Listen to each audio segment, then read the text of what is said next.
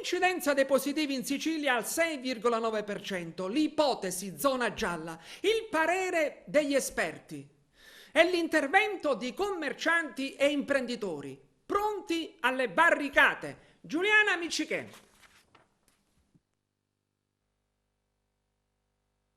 Sono 404 i nuovi casi di Covid in Sicilia su 5.832 tamponi processati. L'incidenza dei contagi è al 6,9%, anche per effetto del basso numero di tamponi.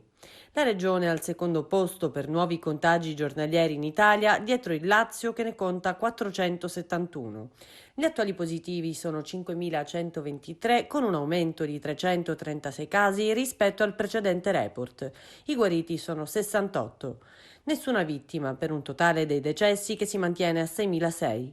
I ricoverati ordinari sono 170, 4 in più, e quelli in terapia intensiva sono 21, 2 in meno. Ecco la distribuzione dei nuovi casi tra le province. Caltanissetta 76, Palermo 67, Ragusa 63, Agrigento 59, Catania 44, Siracusa 28, Trapani 28, Enna 21 e Messina 18. Nel frattempo lo spettro del cambio di colore in Sicilia si fa sempre più concreto, ma le imprese non ci stanno e sono contrari anche i virologi come Carmelo Iacobello, direttore del reparto di malattie infettive all'ospedale Cannizzaro di Catania. Per Iacobello in questa fase, più che sulle restrizioni, bisogna insistere sulle vaccinazioni.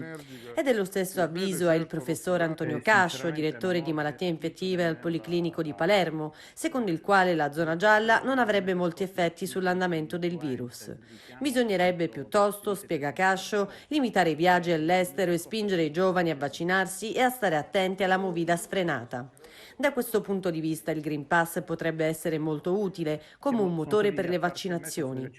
Ed ancora in riferimento all'incubo zona gialla, commercianti e imprenditori sono pronti alle barricate e Patrizia Di Dio, presidente di Confcommercio Palermo, ammonisce.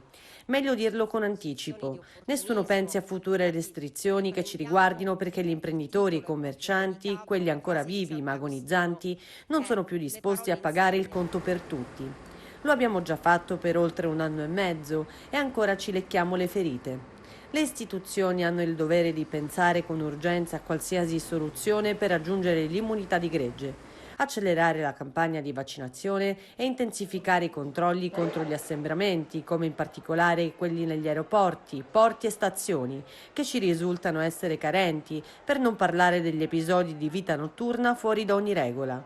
Chi solo ipotizza un ritorno in zona gialla o è folle o è in malafede e vuole trovare una scusa per nascondere interessi e bulimia di potere.